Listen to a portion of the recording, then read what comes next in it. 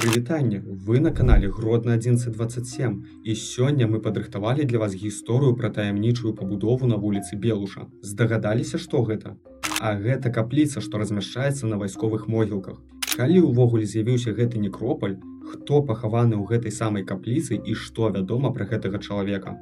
Ставце падабайку, падпісвайцеся на наш канал і будзем разбірацца.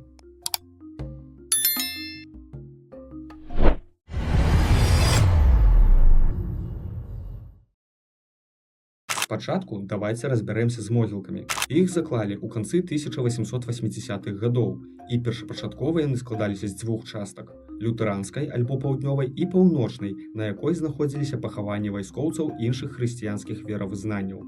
Вайсковыя ж могілкі заснавалі тут у студзені 1901 года. Іх адкрыццё адбылося з урачыстым асвячэннем і парадам войскаў гродзенскага гарнізона. У 1914 годзе пачалася Першая сусветная вайна, а ўжо ў 1915 годзе Гродна акупавалі нямецкія войскі. Тады нямецкае камандаванне ўсталявала на могілках піраміду з бутавага каменя. Гэта мемарыял памяці памерлых нямецкіх вайскоўцаў. Побач былі пахаваныя і рускія вайскоўцы. На месцы іх пахавання быў усталяваны камень-помнік.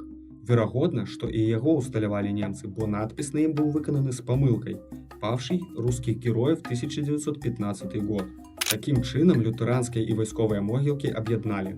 У міжваенныя часы тут перапахавалі парэшткі гродзенцаў, якія знайшлі на месцы могілак каля кармеліцкага манастыра на вуліцы Маставой і побач з фарай Вітаўта. Але ў асноўным тут хавалі вайскоўцаў польскай, чырвонай, а потым і савецкай арміі. Акрамя гэтага, тут пахаваныя нямецкія вайскоўцы, якія паміралі ў гродзенскіх шпіталях падчас Другой сусветнай вайны. У брацкіх магілах больш за ўсё пахаваных савецкіх вайсковапалонных з канцэнтрацыйнага лагеру, які размяшчаўся ў казармах на вуліцы Шчорса. У савецкія часы могілкі былі закінутыя да канца 1950-х гадоў. Потым тут паставілі помнік вайсковапалонным, а ў 1981 годзе адкрылі мемарыял пад назвай «Всегда готов». Але перад тым, як узвесці гэты помнік, знішчылі тую самую піраміду памяці нямецкім вайскоўцам Першай сусветнай вайны. Тады ж вывезлі камень з памылкай памяці вайскоўцаў расійскай імперыі. Фух, нават паспеў стаміцца, пакуль распавядаў. Таму не забудзьцеся падтрымаць нас каментаром і падабайкай. З некропалем разабраліся.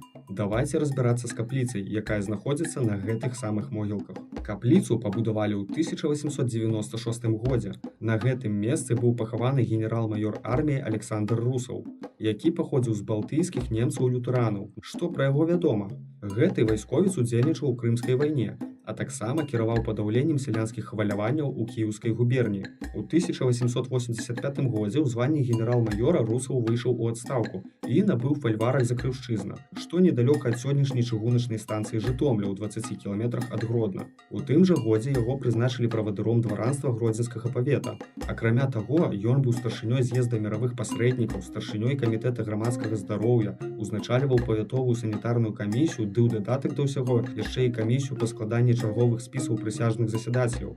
Памёр генерал у 1896 годзе і пахаваны на могілках па сучаснай вуліцы Белуша. На ўмураваную сцяну чыгуннай мемарыяльнай пліце да цяперашняга часу добра захаваўся кароткі надпіс: «Генерал-маёр Александр Александрович Русаў». Ці ёсць астанкі ў капліцы генерала Русаў, невядома, бо за савецкім часам лютэранскую частку могілак знішчылі, надмагільныя камяні і магілы зраўнялі з зямлёй, а на частцы могілак пабудавалі шматпавярховы дом. З ім нават звязаныя страшэнныя гісторыі, якія распавядаюць мясцовыя жыхары. Так, напрыклад, пенсіянерка Ганна Васильевна, якая жыве ў доме на старых пахаваннях, распавядала: «Страшэннае месца, тут усё стаіць на костках, нават наш шматпавярховы дом. Калі яго будавалі, то выявілі цынкавую труну. Казалі, што загінулым быў нехта Александр. Павезлі гэтую труну ў невядомым накірунку. А калі людзі пачалі засяляцца ў дом, пачаліся жахі. Пачалі паміраць Сашы адзін за другім. Хтосьці скокне з вакна, кагосьці машына саб'е. Усяго 5 ці 7 мужчын. З часам пачалі клікаць святара, каб яны ў доме правялі малітву і асвяцілі яго. На працягу 3 гадоў яны да нас хадзілі, а потым праклён знік». Вось такія гісторыі нашага горада. Калі вам спадабалася відэа, то не пашкадуйце падабайку і падпісвайцеся на наш канал. Таксама сачыце за намі на нашых старонках у Telegram і Instagram. Спасылкі пакінем у апісанні пад відэа.